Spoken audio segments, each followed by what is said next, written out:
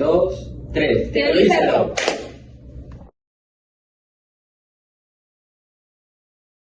Muy buenos días, me presento, mi nombre es Dana Sánchez. Ángel Fernández. Oscar Genel, Anet Colores y Beth Aguirre. Liam Soto. Y vamos a hablarles acerca de un extracto del debate sobre el Leviatán,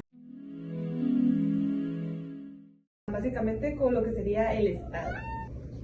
A continuación tendremos algunas preguntas que el equipo estará contestando y la idea es que se pueda entender nuestro punto de vista, pero a la vez lo que hemos aprendido del libro que viene de Thomas Hobbes. Para comenzar es muy importante comprender un poco sobre quién fue Thomas Hobbes y su importancia en la sociedad.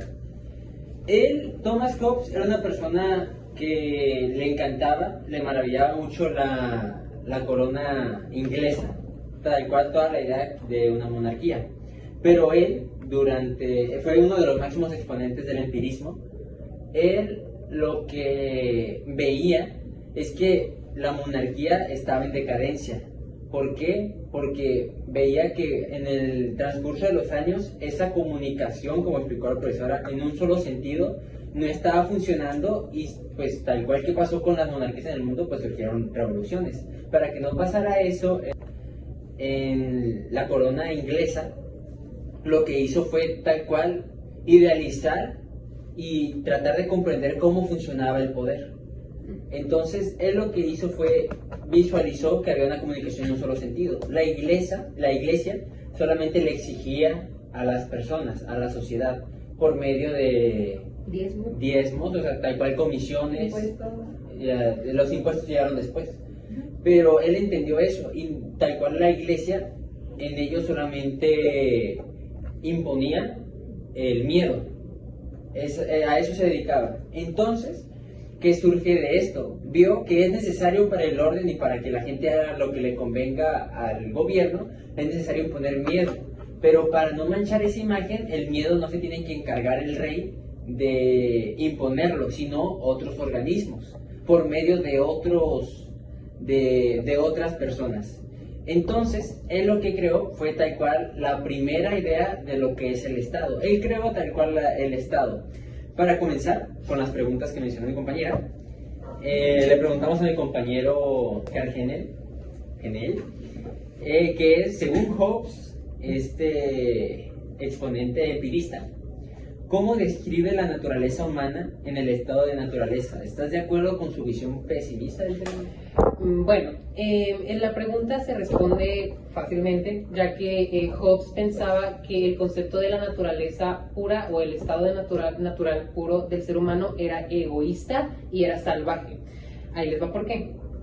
Él pensaba principalmente que nosotros en nuestro estado natural, bajo ningún tipo de régimen o en ninguna sociedad, éramos salvajes. Salvajes en el aspecto de que no pensábamos de una manera colectiva o no pensábamos en las demás personas y nos enfocábamos solamente en nosotros mismos.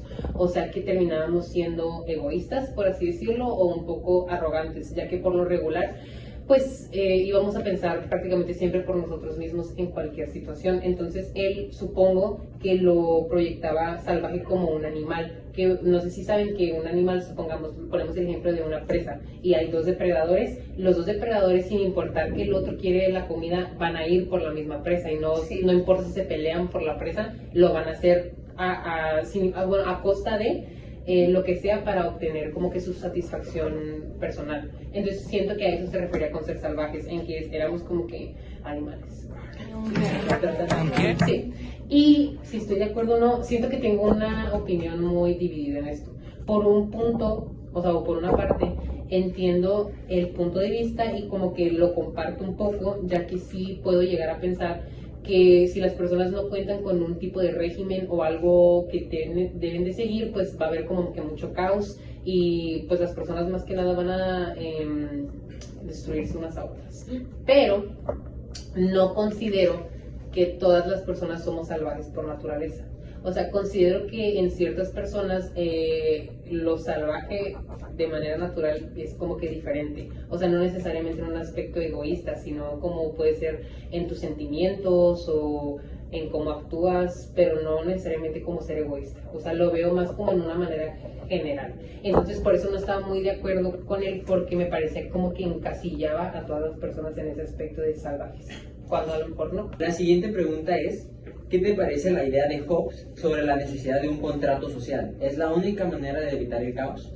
Esta pregunta va para mí, que yo sí, como te decía, miraba mucho que habían personas que las personas no necesariamente necesitaban de una sociedad, pero yo vi que sí. ¿Por qué? Porque en su teoría tal cual marca que el hombre sin la sociedad es salvaje. Yo malamente en el salón di un ejemplo de que es primitivo, pero es muy independiente del concepto de salvajismo, pero tal cual sí depende mucho de... sí necesita mucho el contrato social, porque sin él entraríamos en ese caos, como él bien lo menciona. Necesitamos un pacto que nos rija tal cual nuestro comportamiento, tal cual lo que queremos hacer y lo que queremos hacer con el otro. Yo siento que es fundamental, y el ser humano sin eso entraría en, como mencioné, en total caos. ¿Es la única manera de evitar el caos? Yo mencioné que sí. Es la única manera, por lo mismo que les acabo de mencionar. Sin una sociedad estaríamos en caos, y en sociedad nos regiríamos en códigos morales necesarios para el progreso de una sociedad y para que funcionemos todos. La pregunta número 3 nos menciona: Hobbes argumenta que un soberano con poder absoluto es necesario para mantener la paz y el orden. ¿Crees que el poder absoluto puede ser justificado? ¿Qué peligros puede tener? Esa pregunta va para mi compañera Dana. Yo estoy de acuerdo. Aquí les va. ¿Por qué? Ok, en parte no es un poder absoluto como tal, pero si lo estuviéramos viendo en una escala piramidal, sí es necesario que alguien tenga que al final tomar las decisiones importantes y esas responsabilidades, ¿no? De dirigir la visión hacia dónde va el grupo de personas. Pero con eso no me refiero con un poder absoluto como tal. O sea, sí tiene que recaer en alguien en la toma de decisiones, pero un poder absoluto ya digamos de que ya imponer ideologías, que tengan muchos dogmas, son cosas con los que ya no comparto el punto de vista. O luego también dice, o sea, ¿puede ser justificado? Creo que sí. Por ejemplo, en época de pandemia, no sé si recuerdan que había gente que decía que no quería seguir las normas, no se quería vacunar, y los gobiernos impusieron sus reglas. O sea, hubo un uso de poder absoluto. Hubo un uso, pero como tal que no sea algo prolongado. Y dice, ¿qué peligros puede tener? ¿De qué nos serviría una sociedad con poder absoluto? Va a ser una sociedad sometida, como antes habíamos visto a través de las historias. O luego podemos ver actualmente países que los que se vive un poder absoluto que los frena el desarrollo económico, no los permite relacionarse con los demás, hay viola de derechos. ¿Qué hemos visto en las historias trágicas de las personas en Corea del Norte, lo que pasa en África? O sea, hay un abuso de... Es por eso que me refiero que el poder absoluto puede ser justificado solo si es en uso y no es algo prolongado. La pregunta número 4, que va para mi compañero Ángel: ¿qué simboliza el Leviatán en la obra de Hobbes, que es tal cual el tema central? ¿Consideras que un gobierno fuerte es siempre necesario para evitar conflictos? El Leviatán simboliza el Estado que se construye de las mismas personas, y las mismas personas son las que le da fuerza al Leviatán, porque es como la manera en que se representa el Estado. Como tú lo mencionaste al principio, que deja de ser como la sociedad controlada por la Iglesia y empieza a ser controlada por el Estado. El Leviatán es la manera de representar el Estado.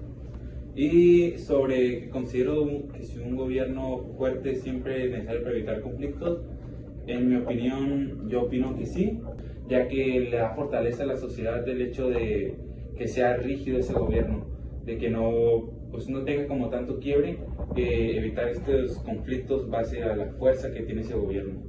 No sé si ustedes tengan opiniones diferentes con respecto a esto.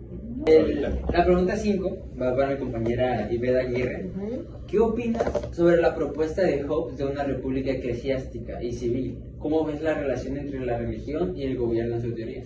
Bueno, en su época, en su tiempo, lo veo bien, porque lo que quería Hobbes es que la iglesia se juntara con el gobierno para que la iglesia mantuviera un orden y como que educar a las personas para que sean más obedientes hacia el Estado. y que sean pues más tranquilos y no hagan mucho desorden por querer entrar a la política o querer tener un mando en la política. Y ahorita actualmente yo no opino lo mismo, que se junte la iglesia con el Estado, porque ya son opiniones muy distintas, ya están muy separados, porque en ese tiempo la gente dejó de creer en la iglesia porque no veían una respuesta, lo dijeron al inicio, que quería la gente que alguien les diera algo, o sea, les llevaban el diezmo, ofrendas y todo lo que tú quieras, pero no obtenían algo, decían, si Dios lo permite, si Dios quiere, te lo va a dar.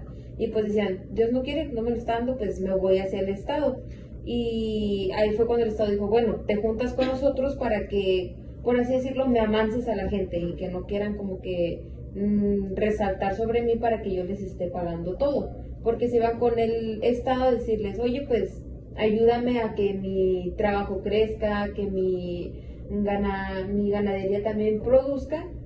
Y esa es mi opinión. Pues ahorita actualmente yo creo que no, pero en su época sí opino que estuvo bien que se juntara la iglesia con Es que Estado. eso, pero pues es que yo creo que contesté lo mismo a la pregunta. Ahorita son literalmente dos mundos que por lo regular siempre se encuentran en categorías opuestas. Sí, Entonces aparte es muy complicado que se junten los dos y que puedan vivir bajo algo De hecho, se unificado. me hizo súper ingenioso, ¿no? De cómo no perder el poder del gobierno y decir, bueno, de la iglesia como tal y fusionarlo para tener un Estado. sí, porque la gente comenzó a tenerle mucho miedo a la iglesia, porque la iglesia, para mantenerlos quietos o que no también se rebelaran, tenían sus castigos, las torturas, que eran pues muy feas, la verdad. Los Y el Estado las cambió por nada más estar en la cárcel. Ahí no te pasa nada, no te torturan. Ya si la gente te lo hacía, pues Bueno. era diferente, pero no se comparan pues las torturas que hacían.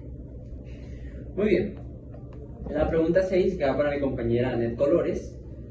¿Es válido sacrificar la libertad individual en favor de la seguridad como propone Hobbes? ¿Dónde crees que debería trazarse la línea?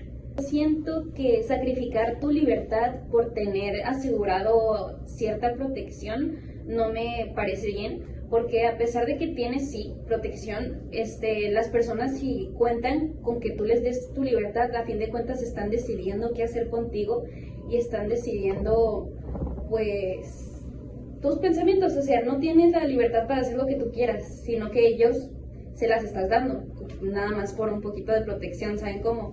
Entonces yo siento que no es correcto y que el punto debería trazarse o debería haber un límite en cuando tenemos que sacrificar algo nuestro, personal, nada más para obtener a cambio pues la protección. Entonces podemos estar de acuerdo que depende de qué libertades son las que se privan para esa seguridad, y la importancia de trazar esa línea es acerca de que tú tienes que escoger si quieres o no, no que sea impuesto. Cada quien tiene distintos Eso sería todo. Y es que literalmente vuelve a entrar ahí tu libertad, la libertad de escoger o no. El concepto Sí. diferente, es que tenemos el concepto muy diferente. Esa es la belleza de debatir. Caso cerrado. Adiós, nos vemos en el siguiente capítulo y espero que les haya gustado mucho. Ha sido todo. Caso Adiós. cerrado.